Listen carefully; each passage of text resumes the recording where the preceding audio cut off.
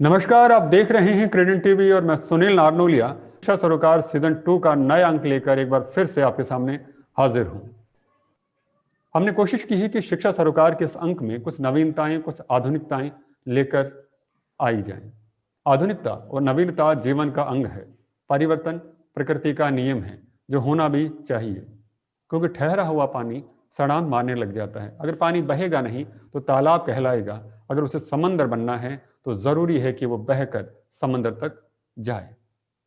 लेकिन समंदर तक जाने के सफर में अगर वो अपना अस्तित्व ही भूल जाए तो ये अपना विकास करना, जो मॉडर्न होना, जो नवीनता होना कितना सही है। क्योंकि विकास की बात करें, मॉडर्न होने की अगर हम लोग बात करें तो उसकी अहमियत तो तब समझ आती है जबकि हम अपने आप को और अच्छे ढंग से लोगों के सामने पेश कर पाए, वरना तो जैसे हैं उसमें भी क्या बुरी है।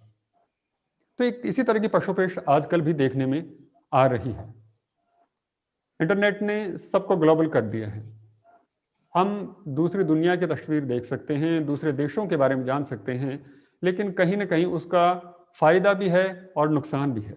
नुकसान वहाँ था जहाँ हम लोग कहीं ना कहीं अंदर से इंफीरियर थे। हमें लगा कि उनके पहनावे अच्छे हैं, हमें लगा उनकी बोलचाल अच्छी है, हमें लगा उनके खान पान अच्छे हैं। वो सारी चीज़ें बदलाव तक तो ठीक थी, लेकिन जब वो जीवन का अंग बन जाएं और खुद का अस्तित्व मिटाने लगे तो लगता है कि अब बहुत हुआ। तो इस बहुत हुआ के फेर को सुलझाने के लिए कि वेस्टर्नाइजेशन क्या है और मॉडर्नाइजेशन क्या है, आधुनिकीकरण क्या है और पाश्चात्यकरण क्या है, इसी को और समझने के लिए हमने कुछ शिक्षा के क्षेत्र से जुड़े हुए लोगों को आमंत्रित किया है। मैं अपनी बात को आगे रखूं उससे पहले मैं आपको उन लोगों से रूबरू करवाना चाहूंगा जो आज इस चर्चा में हमारे साथ में शामिल होंगे और अपने विचार रखेंगे और इस फर्क को समझाने की कोशिश करेंगे। मैं सुनीता वशिष्ठ जी का स्वागत करता हूं। सुनीता वशिष्ठ जी MGPS जो स्कूल है जयपुर में, उनकी प्रधानाचार्य हैं, प्रिंसिपल हैं। सुनीता जी, आपका हार्दिक अभिनंदन है। Thank you so much sir. मैं सरिता कटियार मैडम का भी स्वागत करना चाहूँगा। सरिता जी रैन इंटरनेशनल स्कूल की प्रिंसिपल हैं। सरिता जी, स्वागत है आपका। और मैं शिल्पी सिंह जी का भी स्वागत करना चाहूँगा, जो कि फॉर्मर प्रिंसिपल हैं VSP के स्कूल की, एक एजुकेशनिस्ट हैं, एजुकेटर हैं। जैसे कि मैं आपके सामने जिक्र कर रहा था कि बात आजकल जो देखने में आ रही है वो वेस्टर्नाइजेशन को है, वो मॉडर्नाइजेशन को लेकर है। हम लोग ये सोचते हैं कि हम लोग मॉडर्न हो रहे हैं और कहीं ना कहीं कॉपी करते जा रहे हैं पाश्चात्यकरण को। पश्चिमी देशों की सभ्यताएं हैं, संस्कृति हैं, खान पीन है। मैं किसको बुरा नहीं कह रहा हूँ, लेकिन मेरी जो रुकावट है या फिर जो सवाल है वो वहां पर है कि अगर हम खुद के अस्तित्व को भुला दें और सामने वाले का ही लबादा ओढ़ लें तो हम कहाँ रहें। तो सबसे पहले मैं अपने इसी सवाल को लेके सुनीता जी से रूबरू होना चाहूंगा। सुनीता जी, पहला सवाल तो मैं आपसे ये जानना चाहूंगा कि इस पाश्चात्यकरण को और आधुनिकीकरण को किस तरह समझाया जाए, क्या फर्क नजर आता है। जो आजकल एक ट्रेंड से चला हुआ है कि वेस्टर्न जो कंट्रीज है उनमें जो पहना जा रहा है, खाया पिया जा रहा है या जो दिखाया जा रहा है वही मॉडर्न होना है। आपका इस बारे में क्या कहना है? Sir, thank you so much for letting me express myself on this topic. सबसे बड़ी बात तो सर ये है कि modernisation, if we start defining modernisation, modernisation means accepting new ideas, new style, new ways of living, and westernization basically is imitation. It is just copying the Western countries by the non-Western countries, because आपने जैसा कहा कि हम ये मान के चलते हैं कि हम पीछे ना रह जाएं। डेफिनेटली चेंज इज इनएविटेबल, हमें चेंज होना है, लेकिन चेंज होने का मतलब ये नहीं है कि हम वेस्टर्नाइजेशन को अडॉप्ट करना शुरू कर दें। We should not adopt westernisation as such, rather we need to modernise our thought processes, we need to accept new ideas in order to come at par with others in this 21st century skill. Like whatever we are trying to come up to be at par with others as far as this modern society is concerned. So modernization is when we are accepting new ways and means and new ideas. Definitely जो आपने कहा वो बिल्कुल सही है कि पाश्चात्यकरण के तहत हम लोगों ने क्या किया है कि उनके पहनावे को अडॉप्ट कर लिया है। हमने बहुत सारी चीजों को उनकी तरफ से अडॉप्ट कर लिया है। सपोज आप बात करें फास्ट फूड की, आप बात करें पहनावे की, इन सबको हमने अडॉप्ट कर लिया है और हम उसको मान के चलते हैं कि हम बहुत मॉडर्न हो गए। लेकिन मॉडर्न होना ये सब नहीं है। मॉडर्न होना, सोच से मॉडर्न होना बहुत जरूरी है, क्योंकि जो हमारा आज का परिवेश है उसमें बहुत हद तक हमें प्रभाव दिखता है वेस्टर्नाइजेशन का, not modernisation. I don't call it as modernisation, क्योंकि आज की प्रेजेंट सिनेरियो में भी हम देखते हैं बच्चा कितना भी अच्छा ड्रेसिंग सेंस हो, लेकिन अगर आपकी सोच उतनी आगे नहीं गई है तो मैं मानती हूँ कि इसको हम वेस्टर्नाइजेशन कह सकते हैं, मॉडर्नाइजेशन नहीं कह सकते। आपको अपने विजन को थोड़ा सा वाइडन करना पड़ेगा मॉडर्नाइज होने के लिए। Democracy, definitely we have adopted from Western culture, so that is a good thing. But when we are talking about our attire, our presentation, talking only in English, so that is what is I call as westernization, not modernization. If I'm not open from the concept point of view, अगर मेरे विचार खुले हुए नहीं है, अगर आज भी मैं वही रूढ़िवादी विचारधाराओं में जकड़ी रहूं कि एक महिला है, महिला को गाड़ियां नहीं चलानी चाहिए, ये एक रूढ़िवादी सोच है। तो अगर हम अपने आप को सोचें कि हमने बहुत अच्छा अटायर पहन लिया, लेकिन आज भी अगर कोई मेल फ्रेटर्निटी या मेल डोमेन मेरे को गाड़ी चलाता हुआ देख के कमेंट करे, अच्छा आप इतनी अच्छी गाड़ी चलाती हैं, दैट मीन्स कहीं ना कहीं आपकी सोच पे पुराना प्रभाव बाकी है, पुराना प्रभाव बाकी। मॉडर्नाइज करना बहुत जरूरी है सर। बात सही है, सही। आपने बड़ी अच्छी सी बात कही। कहीं ना कहीं हम लोगों को ये बात तो स्वीकार करनी ही पड़ेगी कि वो जो चीजें कर रही हैं, अगर उनका पहनावा हम अपने अंदर लेकर आ रहे हैं तो उसके साथ साथ में सोच को भी विकसित करना जरूरी है। एक जो विचार मेरे जहन में आता है, शायद कहीं ना कहीं इसमें यह भी हो सकता है कि हम लोग अपनी चीजों को लेके एक आदर भाव में कमी महसूस कर रहे हैं। शायद हमें नहीं लगता कि हमारी चीजें हैं वो उतनी दुरुस्त हैं, उतनी उम्दा हैं, उतनी बेहतर हैं कि हम उनको उसे सम्मान के साथ में दुनिया के सामने रख सकें। तो मैं ये सवाल लेके सरिता जी की तरफ बढ़ना चाहूंगा। सरिता कटियार मैडम, एक बड़ी अच्छी सी बात है कि बच्चों के अंदर हम लोग किस तरह से अपनी चीजों को लेके सम्मान पैदा करें, जैसे कि जिससे फिर वो दूसरों को वही बात जो दोबारा रिपीट कर रहा हूं कि हम वेस्टर्न जो चीजें हैं, ना उनके पहनावे से कोई ना खुश हैं, ना शिकायत है, ना ही किसी गैजेट से शिकायत है, किसी चीज शिकायत नहीं है। शिकायत उस बात से है कि वो खुद के अस्तित्व को भूल जाएं। तो उसके लिए जरूरी है कि वो अपनी परंपराओं पे, अपनी बातों पे, अपनी भाषा पे, अपने खान पीन के ऊपर, इनके ऊपर भी सम्मान महसूस करें। तो बच्चों में सम्मान किस तरह से पैदा किया जाए, आपको क्या लगता है? क्या आप जैसे एजुकेशनिस्ट हैं तो आपको क्या लगता है क्या होना चाहिए इसको लेकर? बहुत मुश्किल सवाल पूछा है आपने मुझसे। एजुकेशनिस्ट एक तरफ, मदर एक तरफ, फीमेल एक तरफ। सो आजकल का मॉडर्न बच्चा देखते हुए, अपने घर में भी देखते हुए, घर से ही शुरुआत करते हैं, तो चाहे मदर या मदर इन लॉ या नानी कितनी ही ट्रेडिशनल क्यों ना हो, ये जो जनरेशन गैप है, जो दो पीढ़ियों का जो जनरेशन गैप है, वो हमेशा जनरेशन के साथ में बदलता है। जब हम यंग थे, हम अपने मदर्स को देखते थे तो एक जनरेशन गैप वहां पे आया, कुछ एक ड्रेसिंग, मैं ऐसे बोलूं कि शायद मेरी मदर के टाइम पे बहुत शॉर्ट हेयर अप्रिशिएटेड नहीं होता था, लेकिन मेरे आते आते सब कुछ हेयर स्टाइल में बड़ा चेंजेस आ गया।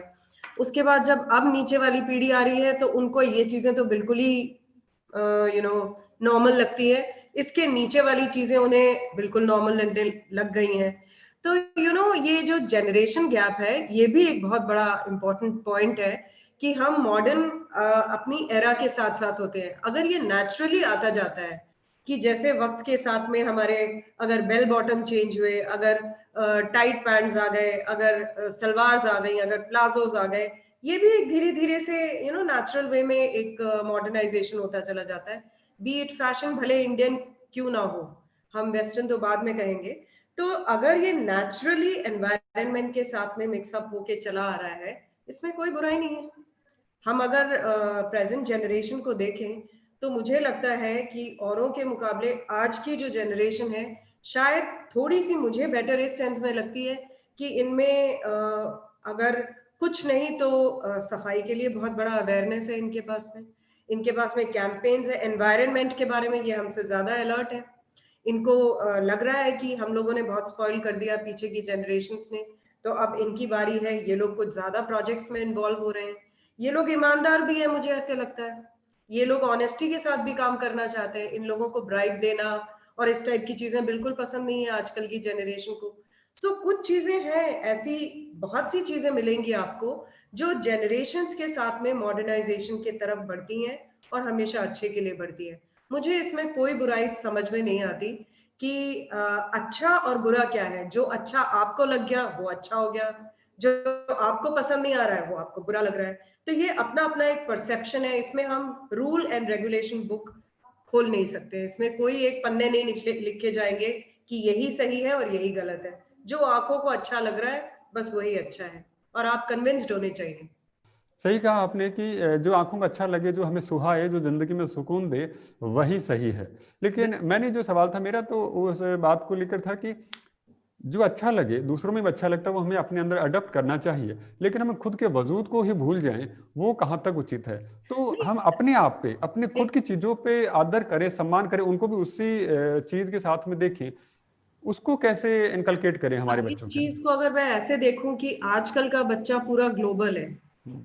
वो अपने आप को एक जगह से बांध के रखता ही नहीं है। तो अगर हम मॉडर्नाइजेशन की बात करें तो आजकल पूरा world is a global platform today. कुछ भी अलग नहीं है, कुछ भी हटके नहीं है।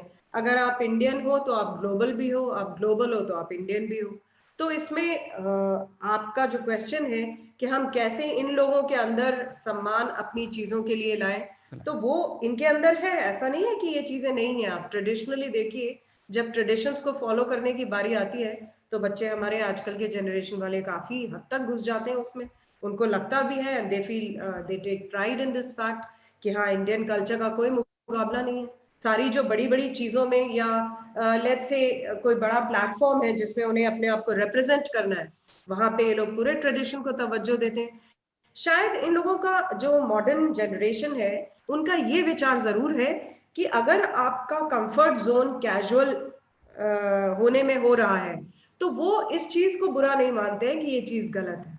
नहीं, उससे जैसे हम बाउंड हो केजुअल गए। लिबास से कोई शिकायत नहीं है। हम्म। लिबास पहनिए, आप जो हम्म। भी पहना, शॉर्ट्स पहनने हैं, कपड़े पहने, पैंट शर्ट पहने, जो भी पहनने हैं पहनिए। हम्म। मैं जैसे एक बार खान पीने को लेकर आता हूँ, कहने का मतलब अगर आज की जो जनरेशन के जो बच्चों की अगर हम लोग बात करें, तो हम्म। उन्हें आप पिज्ज़ा पकड़ाइए, वो पसंद आएगा। उन्हें फास्ट फूड दीजिए, वो पसंद आएगा। अगर आप कहिए कि मुझे दाल बाटी चूरमा खा लें, तो वो उसको अवॉइड करने की कोशिश करेगा कि नहीं, मुझे दाल बाटी चूरमा नहीं खानी। आप स्टॉल लगाइए, आप अपने स्कूल के अंदर भी, और एक तरफ पिज्ज़ा रखिए और एक तरफ कहिए कि दाल बाटी चूरमा मिल रही हैं, तो उस दाल बाटी चूरमे को, या फिर इसी तरह किसी पारंपरिक व्यंजन की अगर हम बात करें, जो कि न्यूट्रिशन में भी पूरी तरह से बेहतर है और वैसे देखें हेल्दी भी है, तो उसके बावजूद भी वो कहेगा नहीं मुझे ये है, क्योंकि उसे लगता है कि वो खाने से, वो कोक पीने से अपने आप को ज्यादा मॉडर्न महसूस करता है। उसे नहीं लगता है कि वो लस्सी पिएगा तो ज्यादा है। तो मैं इस डिफरेंस की बात कर रहा हूँ कि ये है जो, इसको पाटने के लिए क्या किया जाए। चलिए, इस सवाल को लेकर मैं शिल्पी जी की तरफ बढ़ता हूँ। शिल्पी जी, अभी सरिता मैम ने बड़ी अच्छी सी बात कही है कि जी। हमें जो अब कैजुअल लगे या फिर जिसमें हमें सुकून मिले, आराम मिले, वो अपनाने में कोई बुराई नहीं है। जैसे, लेकिन मैं इस सवाल को लेकर आपकी तरफ आया हूँ कि हमें कैजुअल होने में कोई बुराई नहीं, हम कंफर्ट की बात करते हैं, हम स्वीकार करते हैं उस बात को।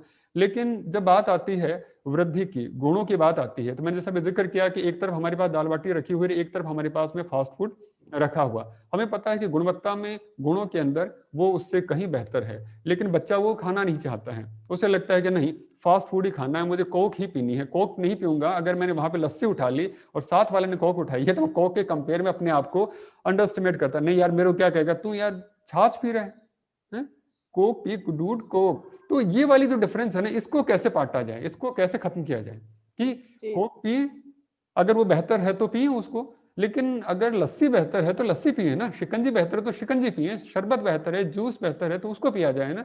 उसको क्यों किया जाए? सिर्फ इस बहाने पे अपने आप को दाव पे लगा दिया जाए कि वहां पर लोग पीते हैं। ये कहाँ तक जायज है, और इसको कैसे इनकलकेट करें बच्चों में? जी। सबसे पहले तो नमस्कार, और मैं धन्यवाद देना चाहूँगी क्रेडेंट टीवी का, जो आप सबने मुझे ये मौका दिया आप सबसे इस विषय पर बातचीत करने का। और साथ ही मैं सुनीता मैम और सरिता मैम की बातों से भी सहमत हूँ, जो उन्होंने विचार अपने प्रस्तुत किए। जैसे कि सुनीता मैम ने कहा कि modernisation is good but westernisation is not good, because westernisation is just the imitation और कॉपिंग द वेस्टर्न कल्चर। और सरिता मैम ने भी जैसा कि बताया कि आज का जो बच्चा है वो बहुत समझदार है, और वो जो चीज उसको सही लगती है वो ऑनेस्ट भी है, ब्राइब और इन सब चीजों में नहीं है। इस चीज से भी मैं पूरी तरह से सहमत हूँ। और जो आप बात कर रहे हैं वो भी अपनी जगह सही है कि हम जहाँ तक खान पीन की बात करते हैं कि हम अपने खाने पीने को या हमारे जो संस्कृति है उसको हम अपनाएं और साथ साथ बाहर की भी अपनाएं, लेकिन जो बाहर की अच्छी चीजें उनको हम अपनाएं और जो बुरी चीजें हैं उनको हम छोड़ दें। तो मुझे जो लगता है कि आज की जो जनरेशन है इनको अगर हम लॉजिक के साथ बताएंगे तो बच्चे समझेंगे कि उसमें क्या गलत है क्या सही है। जो अच्छी चीज है वो बच्चे वैसे ही अपना रहे हैं और हमसे ज्यादा समझदार हैं। आज के बच्चे गैजेट फ्रेंडली हैं और जैसे कि ग्लोबल प्लेटफॉर्म पे वो लोग बात करते हैं, ग्लोबल प्लेटफॉर्म पे वो लोग देखते हैं चीजों में कि क्या हो रहा है अपने देश में या बाहर के देश में, तो अवगत वो सब चीजों से बल्कि हमसे ज्यादा ही वो अवेयर हैं आजकल। सफाई पसंद भी हैं, ऑनेस्ट भी हैं। और कोक की भी जहां तक आप बात करें तो आजकल बच्चों को पता है कि कोक कितना नुकसान देती है। ठीक है, कुछ बच्चे फैशन के हिसाब से या अपना उनको टेस्ट नहीं, पसंद है इस सबको हिसाब से पता है कि पीना कोक कितना चाहेंगे। नुकसान देती है, लेकिन आज ठीक आप है। भी जानते हैं कि हिंदुस्तान हाँ, के अंदर और किसी भी कंट्री में जाकर देखिए कोक का सेलिंग रेशियो क्या है, तो उस बात को हम लेकिन नजरअंदाज सर नहीं कर मैं सकते। जितना देख रही हूँ जिस मतलब पिछले 5 7 10 सालों में देख रहे हैं, जो आज से 5 साल पहले जो कोक या जो भी एरेटेड ड्रिंक्स का जो पागलपन था वो अब नहीं है। अब धीरे धीरे बच्चे जूस पे कन्वर्ट हो रहे हैं। मैं ये नहीं कह रही कि हाँ लस्सी पी रहे हैं लस्सी शायद वो फिर भी नहीं पी रहे, लेकिन वो अब जैसे कि जो रियल जूस या जो भी इस तरह के जूसेस पे बच्चे कन्वर्ट हो रहे हैं। लेकिन अब कोक का धीरे धीरे इसी मतलब मेरा कहने का ये मतलब है कि ठीक है बात सिर्फ लस्सी या हम कोक की ना करें। बात ये है कि जो भी वेस्टर्न कल्चर में जो बच्चों के लिए नुकसानदायक है या जो हमारी संस्कृति के अनुरूप नहीं है वो चीज बच्चे नहीं अपनाएं। और इस चीज के लिए अगर हम उनको कहते हैं कि तर्क संगत ज्ञान दें तो वो बिल्कुल इस चीज को समझेंगे। अगर हम लॉजिक के साथ समझाएंगे उनको, उस पर्टिकुलर रीजन के बारे में बताएंगे तो वो जरूर समझेंगे। फॉर एग्जाम्पल हमारे यहाँ की बहुत अच्छी परंपरा है अतिथि देवो भव। बाहर के देशों में आप चले जाइए, इवन बच्चे ग्रैंड पेरेंट्स भी आ जाए तो भी बच्चे उनसे मिलने नहीं आते। और हमारे यहाँ ये कि पड़ोसी मित्र रिश्तेदार कोई भी आएंगे तो उनको भी फैमिली की तरह से ट्रीट किया जाता है। तो ये हमारे यहाँ का कल्चर है। हम बच्चों को शुरू से बचपन से इस चीजों के बारे में बताते हैं और बच्चे उसको बहुत इजीली अडॉप्ट कर लेते हैं। वो बाहर की तरह नहीं है कि जैसे हमारे यहाँ कोई भी आए हमें कोई मतलब नहीं है। Even they greet them, they behave properly with them. लेकिन अगर वही बात आती है कि कोई जैसे पुरानी रूढ़िवादी परंपरा की बात है कि जैसे अगर हम ये कह दें कि लड़कियों को ये करना चाहिए वो नहीं करना चाहिए, तो बच्चे उस चीज को नहीं अपनाएंगे कि ये क्या होता है, लड़कियां किस लिए, लड़कों में ये फर्क क्यों या ये क्यों। तो वो वाली चीजें हैं कि अगर हम नहीं तर्क के साथ नहीं, ये जो समझाते आप हैं। बात कह रहे हैं ये तो मॉडर्नाइजेशन की तरफ है कि हम अपने आप का विकास कर रहे हैं, कि जो जी बंदिशें जी, थी जो खराब चीजें थी उनको हमें छोड़ना ही चाहिए, तो उनके विरोध छोड़ना में है नहीं है। बिल्कुल। यहाँ पर हमने जी ये कहा कि जो चीजें जरूरी नहीं है, जायज नहीं है, उसके बावजूद उन्हें सिर्फ इसलिए कॉपी किया जा रहा है क्योंकि पश्चिमी देशों में वो चीजें होती हैं। यहाँ पे शुरू में मैं क्लियर कर चुका हूँ कि हम उस बात का तो विरोध कर ही नहीं रहे हैं कि जो लड़कियों को आजादी होनी चाहिए, बराबरी का हक जी होना चाहिए, उन्हें भी वही फ्रीडम होना चाहिए जो लड़कों को मिलता है। लेकिन सवाल अलग है।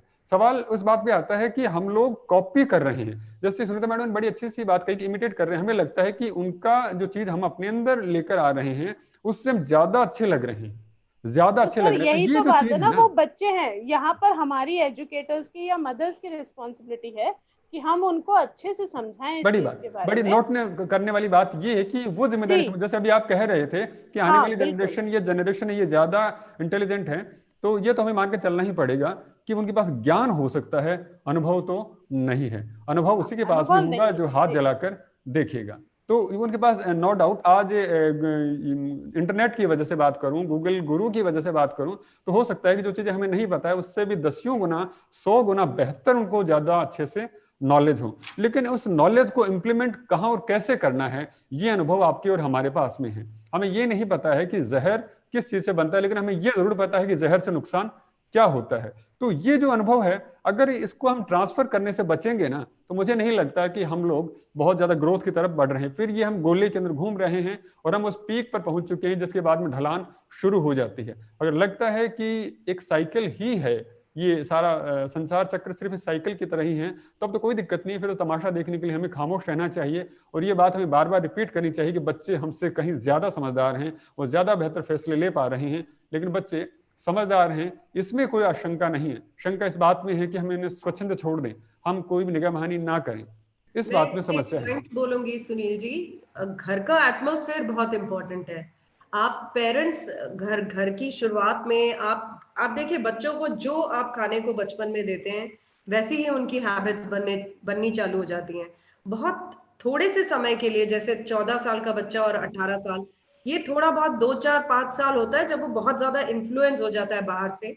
बात है। अदरवाइज जो घर का आपका सिस्टम रहता है ना, जैसा आपने बच्चे को डाला है, बिल्कुल वो कहीं नहीं जाते हैं, वो हमेशा बिल्कुल वापस लौट के उसी बिल्कुल पे मैं आते हैं। यही बात आपके से सुनना चाह रहा था कि कहीं ना कहीं इस बात की जिम्मेदारी परवरिश को लेनी पड़ेगी। जैसे आपने बहुत अच्छी सी बात कही कि वो जब एक एडोलसेंस एज आती है, जब बच्चों को लगता है कि अब मैं मुखर हो रहा हूं, अब अपने फैसले में खुद ले सकता हूं, तो वो सिर्फ 4 या 5 साल का ही वक्त आता है। जब वो 12-13 साल का होता है, उसके बाद में लगता है कि मैं 18-19 या 20-22 साल का हुआ हूं, तो ये 7-8 साल का जो एज है उसी में ही लगती है। बाद में उसे भी लगने लग जाता है कि जो पिताजी कह रहे हैं, जो मम्मी कह रही है, जो दादा दादी कह रहे हैं, वो भी जायज है, और उनका सम्मान भी करने लगते हैं। लेकिन समस्या तब आती है कि वो इस गुजरे 10 साल में अपनी जिंदगी को अगर वो डिरेल कर दे तो समस्या नजर आती है। मैं एक अगला जो सवाल है सुनीता मैडम आपकी तरफ लेकर बढ़ना चाहूंगा। हम लोग अच्छी भरी पूरी रिच संस्कृति के संवाहक हैं। हमारे पास में कहानियां भी बहुत हैं, ज्ञान भी बहुत है, चाहे हम किसी तरह की बात कर लें, हम विज्ञान की बात करें या फिर हम लोग शास्त्रों की बात करें, हम लोग श्रृंगार की बात करें, हर तरह का ज्ञान हमारे पास में खूब उपलब्ध है। हम कहानियों की बात करें तो हमारे पास पंचतंत्र है, जिसकी एक एक कहानी सिर्फ मनोरंजन के लिए नहीं है। हर कहानी के अंदर प्रकृति से प्रेम सिखाया गया है कि जीवन को उन जंतुओं के जरिए, उन जानवरों के जरिए भी कैसे समझा जाए और अपना विकास किया जाए। लेकिन आजकल थोड़ा सा परिवर्तन आ रहा है। आजकल आप भी देख रहे हैं कि अलग अलग तरह के पात्र आते हैं कार्टून्स के जरिए, और कुछ से तो बहुत ही वाहियात किस्म के पात्र आते हैं जिनसे आप भी और मैं भी गुरेज ही करना चाहेंगे। मैं नाम नहीं लेना चाहूंगा, लेकिन तो बच्चों में एक नए तरह का आकर्षण हो रहा है, नेगेटिविटी की तरफ भी है। आपको पता है कुछ इस तरह के पात्र भी हैं जो कि नेगेटिविटी ही फैलाते हैं, है ना? तो बच्चों में ये जो पंचतंत्री कहानियों को, ये सकारात्मकता को, पॉजिटिविटी को छोड़ के एक नेगेटिविटी की तरफ जो उन्मुख हो रहे हैं, उन्हें लग रहा है कि यार ये वहां से आई है तो ये कहानी या ये तरीका ज्यादा अच्छा है। तो इसको कैसे ठीक किया जाए? यहाँ सर ये बहुत बड़ा प्रश्न है जो मैं अमूमन जब भी पेरेंट्स मीटिंग होती है उसमें ये एड्रेस जरूर करती हूँ। कुछ भी नकारात्मकता होती है ना, वो बच्चों को बहुत जल्दी अट्रैक्ट करती है। जैसे आप अगर बात करें कि वेस्टर्नाइजेशन का जो इम्पैक्ट है, पॉप कल्चर बहुत जल्दी बच्चों को प्रभावित करता है। उसके पीछे बहुत बड़ा कारण ये है कि what madam Sarita said, I agree to, कि if you are inculcating value system among the children right at the right age, definitely वो बहुत प्रभाव डालती है। सबसे बड़ी समस्या सर आज की तारीख में ये है कि पेरेंट्स के पास समय नहीं है। बहुत बड़ी बड़ा फैक्टर है कि बहुत बड़ी बात पेरेंट्स कही बच्चों है। को जो टाइम देना चाहिए, वो valuable time parent right time पे नहीं दे पाते हैं। सही और बात है, क्वालिटी टाइम का लैकिंग है, कहीं ना कहीं क्वालिटी टाइम टाइम की नहीं दे लैकिंग पाते। है। दूसरी बात क्या होता है कि जब वो टाइम नहीं दे पाते तो गिल्ट में रह के वो बच्चों का उस टाइम को कॉम्पनसेट करते हैं अलग अलग गैजेट्स, अलग अलग चीजें देके। उनको मॉल्स भेज के या उनको मॉल में घुमा लाएंगे, उनको गैजेट्स दे देंगे, उनको फ्रीडम दे देंगे कि ठीक है I am busy here, you go and meet somebody. तो वो जो चीज होती है, जो टाइम, जो एक्चुअली समय होता है जहां पेरेंट को बच्चों को अच्छे और बुरे की समझ पैदा करनी चाहिए, वो समय बच्चों को पेरेंट्स नहीं दे पा रहे। तो सबसे प्राइम फोकस जो हमारा होना चाहिए सर, पेरेंटिंग पे होना चाहिए कि पेरेंट चाहे कितना भी व्यस्त हो, मेरा हमेशा पेरेंट्स को सजेशन ये रहता है कि at least half an hour you should interact with your child. क्योंकि हम लोग इतने मेच्योर्ड हो चुके हैं कि आधे घंटे अपने बच्चे से बात करने के बाद हम समझ पाएंगे कि हमारा बच्चा कहीं लीक से अलग तो नहीं चल रहा। नहीं चल रहा है। वो एक बहुत जरूरी फैक्टर है जिसको आज की जनरेशन के साथ जोड़ के देखना बहुत जरूरी है। और सबसे बड़ी बात है सर कि आज स्कूल्स में बात करें या हम घर पे बात करें, एक रीडिंग कॉन्सेप्ट खत्म हो गया है। जो आप बात पंचतंत्र की कर रहे हैं या किसी भी स्टोरी बुक की बात कर रहे हैं, प्रॉब्लम ये हो रही है कि बच्चों को हम स्कूल खत्म होता है, पेरेंट्स को I don't know whether they have faith in schools और not, they have started opting for coaching right from the very beginning, which is very bad, because the moment child is free from school, उसको parent घर जाते ही खाना वाना फटाफट gobble down कराएंगे and then the student is asked to go for coaching. तो जब हम बच्चों को वो 2 मिनट नूडल वाला कॉन्सेप्ट सिखा रहे हैं, जब हम बच्चों को रेडी रेकनर चीजें देना सिखा रहे हैं, तो डेफिनेटली हमें यही देखने को मिलेगा। रात हमने जो कोशिश की है अपने सिस्टम में कि हमने एक स्पेशल डियर टाइम पीरियड लगाया है। Dear time period is drop everything and read, so that at least a child should be in habit of reading some good literature. क्योंकि जब तक हम अपने बच्चों को खुद से मोटिवेट नहीं करेंगे कि अपना ही साहित्य पढ़ें या कोई अच्छा साहित्य पढ़ें, कोई अच्छे प्रभावशाली कैरेक्टर्स को रोल प्ले करें, तब तक बच्चों में ये सारी वैल्यू सिस्टम इनकलकेट करना या रीडिंग के प्रति उनको आकर्षित करना बड़ा मुश्किल है। तो बहुत जरूरी है कि हम राइट इन टाइम पेरेंट्स और teacher, we are two stakeholders who play a very significant role in the development, holistic development, I'll write the say, holistic development of बच्चे के लिए बहुत जरूरी है, क्योंकि हमको छोटी छोटी सी बातों से अपने एक रिच हेरिटेज, अपने रिच कल्चर से अरूबरू कराना है, बच्चों को ये भी रियलाइज कराना है कि look, even the western people have started following the culture of India, then why we should also. So ये बहुत बड़ा गैप है जिसको हमको ब्रिज करना है पेरेंट्स के साथ एसोसिएट होकर। Frequent parent teacher meeting and where very open mindedness is very essential for the parent as well as for the teaching community. चलिए, समय की सीमाएं हैं जो मुझे रोकती हैं, लेकिन फिर मुझे लगता है कि एक आखिरी सवाल तो मैं शिल्पी जी से ले लूं और मैं चाहूंगा कि बड़ा संक्षिप्त सा उसका आंसर बड़ा अप टू द मार्क सा भी मिल जाए। शिल्पी जी, ये सवाल मेरा नहीं है, सुनीता जी ने बड़ी खूबसूरत सी जो बात उठाई है, जो ये उन्हीं का ही ज्वलंत सा सवाल है कि नकारात्मक चीजें हमें ज्यादा आकर्षित करती हैं, ऐसा क्यों? सर, क्योंकि नकारात्मक चीजें आकर्षण के साथ प्रस्तुत की जाती है। अब जैसे कि आप ही ने कार्टून्स की बात की कि जो कि सही नहीं है, लेकिन अगर बार बार उनके एडवर्टाइजमेंट्स आएंगे और एक बच्चा पसंद करेगा, फिर वो उसके बारे में डिस्कशन होता है क्लास में, तो फिर और बच्चे उसकी तरफ आकर्षित होते हैं। और एक ही उम्र का भी वो होता है जिसको कि नहीं रोक सकते हम। जब हम अगर हम हमारे बचपन को देखें तो उस समय भी शायद कुछ ऐसी चीजें होंगी जो शायद जिसके लिए हमें मना किया जाता था, और ये हर उम्र का ही एक दौर है। लेकिन यहीं पर जैसे कि मैम ने बोला और मैंने भी पहले बोला कि पेरेंट्स और हम एजुकेटर्स का रोल आता है कि यहीं पे हम बच्चे को और संभालें, उसको सही से गाइड दें और सही अच्छे लॉजिक के साथ समझाएं तो बच्चे समझेंगे। और पहले ये एक बोलते थे कि 14-15 साल में किशोरावस्था आती है और वहां से हमें बच्चों को संभालना है, लेकिन अब मैं तो कहूंगी कि अब ये जो है ना उम्र का जो गैप है ये और नीचे आ गया। अभी हमें 10-12 साल से ही उन बच्चों को सही, जब बच्चा 5th-6th में आने लगता है ना, तभी से उनको बताना चाहिए, नहीं तो वहीं से बच्चा ट्रांसफॉर्म होना शुरू हो जाता है। और जैसे कि पेरेंट्स को अपने बच्चों को गाइड करना है तो 10-12 इयर्स की वो जो एज है ना, they should start motivating the child and bringing them to our roots through that particular age only, rather than वो सोचे कि नहीं जी 15-16 साल में ये सारे चेंजेस होते हैं और तब हमें बच्चे के साथ देना जरूरी है।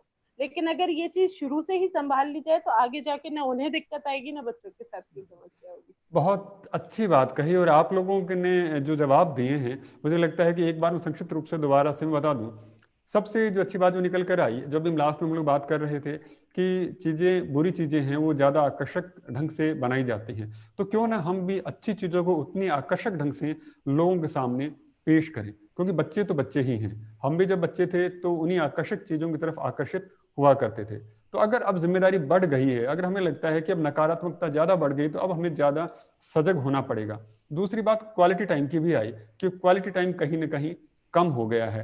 हम बच्चों को समय देते हैं और समय नहीं दे पाते हैं तो कंपनसेट करने के लिए पैसा देते हैं, आराम देते हैं, और उससे कहीं ना कहीं बच्चा डिरेल होता है। तो उस डिरेल से अगर बचाना है हमें तो उन्हें क्वालिटी टाइम देना पड़ेगा। एक बड़ी अच्छी सी बात ये भी आई हमारे सामने कि हम बच्चों को लेकर ये बात सोचनी है, हम बच्चों को लेकर हमें ये बात सोचनी ही पड़ेगी कि अब उम्र, जो नॉलेज की उम्र कहें, वो नीचे आ गई है। जैसे लास्ट में आई कि वो 10-12 साल या उससे भी नीचे, क्योंकि अब सबके हाथ में ग्लोब है, पूरी दुनिया है, वो बटन दबाता है और वो सारी चीजें भी देख लेता है जो उसे नहीं देखनी चाहिए, जो हमें पता भी नहीं होता है। तो कहीं ना कहीं उसका जो दिमाग का विकास है वो उसी तरह से होने लग जाता है।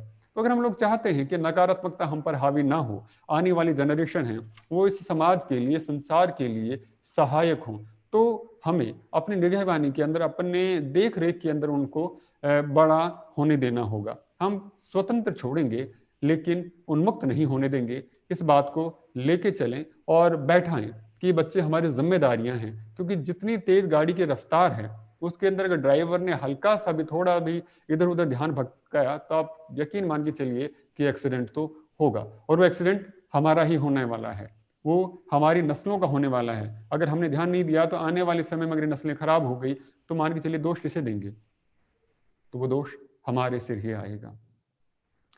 तो चलिए, थैंक यू, धन्यवाद। आप लोग जुड़े और इस टॉपिक के ऊपर अपनी बातों को रखा, अपने विचारों को रखा, इसके लिए मैं आप लोगों का हृदय से अभिनंदन करता हूं और पूरा विश्वास करता हूं कि आपके इन विचारों को जब लोग देखेंगे तो कहीं ना कहीं सोचने के लिए उन्हें एक नया मंच, एक नया आधार मिलेगा और उसी नए तरीके से वो सोचकर कुछ बदलाव तो जरूर लेकर आएंगे। और जैसे कि शिक्षा सरोकार का उद्देश्य हमारा यही रहा है कि जो शिक्षा हम अपने बच्चों को दे रहे हैं उसका उद्देश्य क्या है? उसका उद्देश्य है विकास करना। और इस विकास के दौर में उस हम कितने कदम चल पाएं ये तो आने वाला समय तय करेगा, आने वाला वक्त बताएगा। लेकिन ये तय है कि आज आप लोगों ने जो कहा है उससे चले चाहे एक कदम ही जरूर, लेकिन विकास में सहायक जरूर होगा। मैं बहुत बहुत आभार, अभिनंदन व्यक्त करता हूं आपका कि आपने इतनी अच्छी बातें कही और इस प्रोग्राम को सफल बनाया। Thank you so much, sir. Thank you for giving this platform to express us, sir. Thank you.